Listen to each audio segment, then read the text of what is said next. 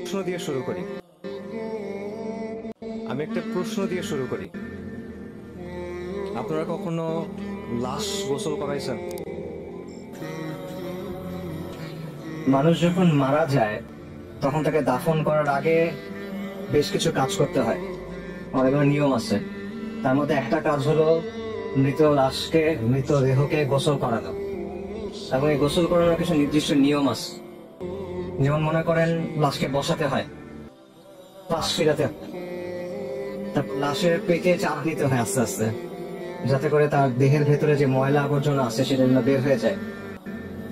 যে ময়লা আবর্জনা আমাদের সবার দেহের মধ্যেই আছে। এবং যারা অনেক লাশ গোসল করাইছে তাদের সাথে কথা বললে আপনি অনেক কথা শুনবেন। যেমন ধরেন অনেক মানুষ মারা যায় পেটের অসুখ নিয়ে, অনেক মানুষ মারা যায় লিভারের সমস্যা থাকে, পাকস্থলীর সমস্যা থাকে, ক্যান্সারের সমস্যা থাকে। এরকম মানুষকে যখন গোসল করানো হয়, যখন পেটে চাপ দেওয়া হয়, তখন শুধু আবর্জনা বের হয় না, পুজ বের হয়, রক্ত বের হয়। অনেক সময় শরীরের ভেতরে যে অঙ্গ ছিল লিভার, এটা গলে বের হয়ে আসে। অনেক সময় খন্ড বিখণ্ড হয়ে বের হয়ে আসে, অনেক দুর্গন্ধ হয়। তখন আমরা মৃত্যু জিনিসটাকে অনেক পবিত্রতা দেওয়ার চেষ্টা করি।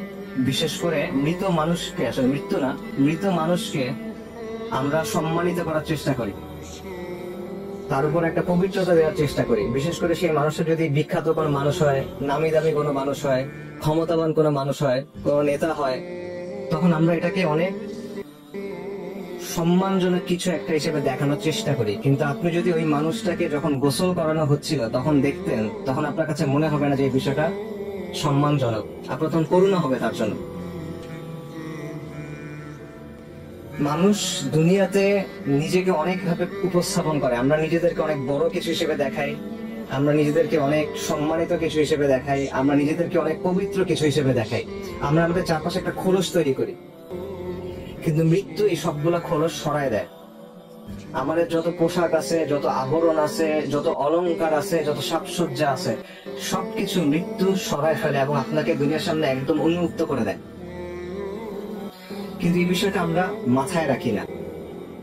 আমরা দুনিয়ার জন্য ক্রমাগত ছুটতে থাকি, দুনিয়ার জন্য ক্রমাগত ফিকির করি, দুনিয়ার জন্য ক্রমাগত কাজ করি। আমাদের সব চিন্তা দুনিয়া নিয়ে, যে দুনিয়াতে আমার জীবনটা কিভাবে আরো কমফোর্টেবল হবে, আরামদায়ক হবে, দুনিয়াতে আমার জীবনটা কিভাবে আরো সম্মানজনক হবে, দুনিয়াতে আমার জীবনটা কিভাবে আরো সচ্ছল হবে, দুনিয়াতে আমার জীবন যাপনের স্টাইলটা, মানে লাইফস্টাইলটা কিভাবে আরো উন্নত হবে, কিভাবে আমি অমুক জিনিসটা কিনবো, কিভাবে আমি অমুক জিনিসটা ব্যবহার করব, কিভাবে অমুক জায়গায় যাব। সব চিন্তা ভাবনা আমাদের এই জায়গা নিয়ে।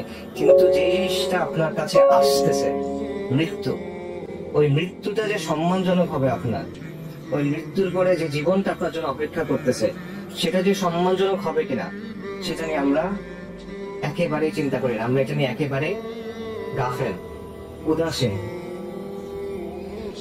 একজন মহান তাবেঈ ছিলেন সুফিয়ান আস-সাওরি রাহিমাহুল্লাহ, সাহাবাদের ছাত্র।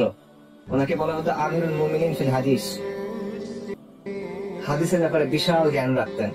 ওনাকে একজন এসে প্রশ্ন করছে, ইয়া আবু আব্দুল্লাহ, ওনার কুনি আবু আব্দুল্লাহ, দুনিয়ার জন্য কিভাবে প্রস্তুতি নিব বলেন, আখিরাতের জন্য কিভাবে প্রস্তুতি নিব বলেন।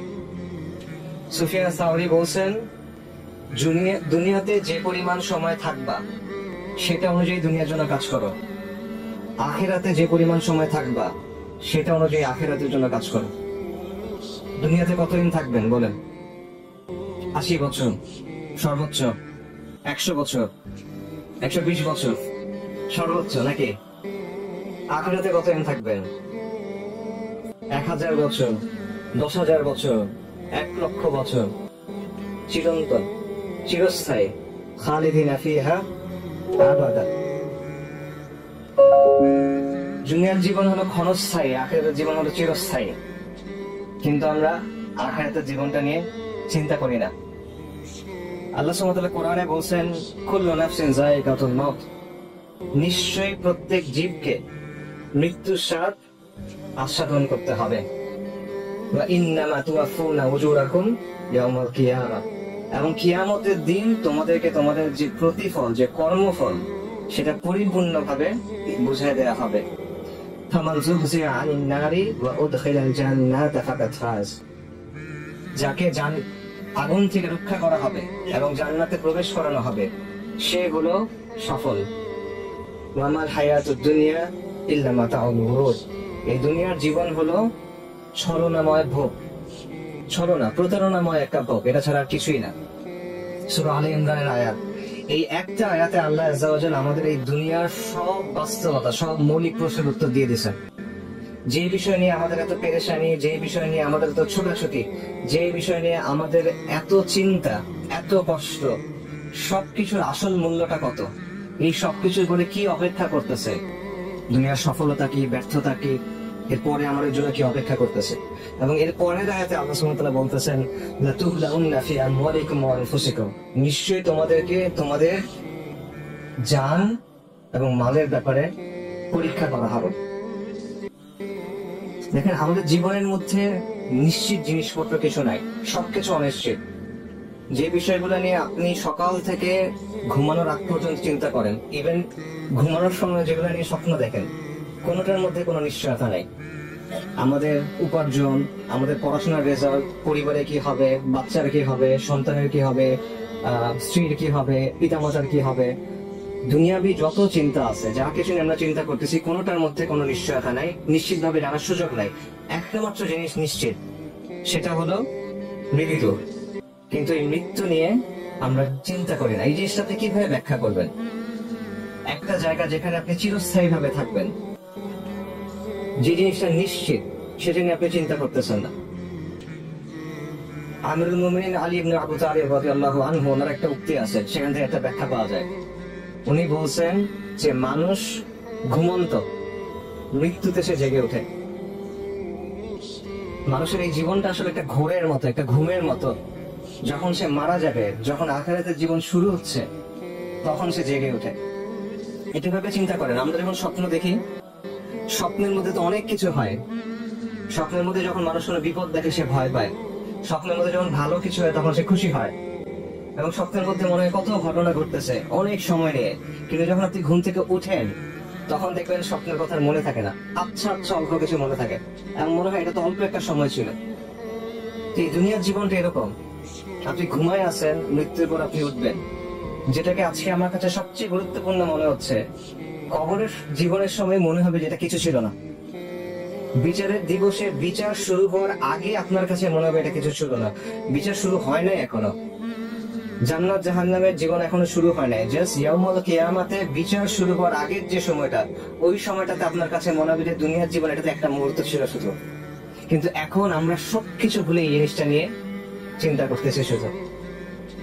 মৃত্যু সুনিশ্চিত ভাবে আপনার দিকে আসতেছে। আল্লাহ সুবহানাহু ওয়া তাআলা কোরআনে বলছেন যে মৃত্যু এমন একটা জিনিস যেখান থেকে পালানোর কোনো সুযোগ নাই, মৃত্যুর পাকড়াও থেকে বের হওয়ার কোনো সুযোগ নাই। সূরা নিসাতে আল্লাহ বলছেন, তোমরা যেখানেই থাকো না কেন, মৃত্যু তোমাদের অবশ্যই পাকড়াও করবে, যদিও তোমরা সুউচ্চ সুদৃঢ় দুর্গের মধ্যে থাকো। বুরুজে মুশাইয়াদা, অনেক বড় একটা দুর্গ, অনেক লম্বা, মানুষ উঠতে পারে না, লাভ নাই, মৃত্যু ওইখানে এসেও আপনাকে ধরবে। এবং এই কারণে বারবার মৃত্যু সম্পর্কে আল্লাহ আযজা ওয়া জাল আমাদের কোরআনে সতর্ক করে দিয়েছেন, বারবার মনে করা দিয়েছেন যে তোমরা মৃত্যু নিয়ে চিন্তা করো, মৃত্যু আসতেছে। বারবার তিনি আখিরাতের কথা বলছেন যে এটা তোমার আসল জীবন, এটার জন্য তুমি প্রস্তুতি নাও, তোমার জন্য একটা পরীক্ষা আসতেছে। আল্লাযী খালাকাল মাউতা ওয়াল হায়াতা লিয়াবলুয়াকুম আইয়ুকুম আহসানু আমালা। আল্লাহ মৃত্যু এবং জীবনকে সৃষ্টি করছেন, আল্লাহ যাচাই করে দেখবেন এই জন্য যে কে আমলে উত্তম। এটা একটা পরীক্ষা, একটা পরীক্ষার মধ্যে আপনি আছেন, কিন্তু আপনি মনে করতেছেন আপনি এইটাই আপনার জীবন। আমরা মনে করতেছি, আমরা জানি এটা পরীক্ষা, কিন্তু আমাদের কাজের মধ্যে এটার কোনো প্রভাব নাই। এই জন্য আল্লাহ বারবার মৃত্যুর কথা আমাদের বলছেন। কিন্তু আমাদের সময়ের একটা ফিতনা হলো, বা একটা বাস্তবতা হলো, আমরা মৃত্যু নিয়ে চিন্তা করি না, আমরা মৃত্যু নিয়ে কথা বলা পছন্দ করি না। মৃত্যু নিয়ে যখন কেউ কথা বলে, এটা আমাদের কাছে পছন্দ হয় না। অথচ নবী সাল্লাল্লাহু আলাইহি ওয়াসাল্লামের কথা চিন্তা করেন, তিনি যখন কোনো বিয়ের অনুষ্ঠানে গেছেন, নিকার অনুষ্ঠানে, সেখানে তুমি বলতেছেন, ইয়া আইয়ুহাল্লাযীনা আমানু তাকুল্লাহা হাক্কা তুকাতি ওয়া লা তামুতুন্না ইল্লা ওয়া আনতুম মুসলিমুন। সেখানেও তিনি এই আয়াত পড়তেছেন যে তোমরা মুসলিম না হয়ে মৃত্যুবরণ করো না। একটা নিকার অনুষ্ঠান, যেটা হলো একটা আনন্দের জিনিস, আনন্দের জিনিসটা বিয়ে হয়েছে, আপনাদের জন্য তো অনেক অপেক্ষা করে আছেন, তাই আনন্দের জিনিস, একটা নতুন পরিবার শুরু হচ্ছে, সেই পরিবার থেকে নতুন মানুষ আসবে, সেইখানেও এসে নবী সাল্লাল্লাহু আলাইহি ওয়াসাল্লাম মৃত্যুর কথা স্মরণ করা দিচ্ছেন। নবী সাল্লাল্লাহু আলাইহি ওয়াসাল্লাম বলছেন আকসিরু যিকরা হাদিমিল লাজ্জাত, যে বেশি বেশি করে তোমরা ওই জিনিসকে স্মরণ করো যেটা সুখ বিনাশী, যেটা সবকিছু সুখ নষ্ট করে দেয়, যেটা সবকিছু স্বাদ নষ্ট করে দেয়। সেই জিনিসটা কি?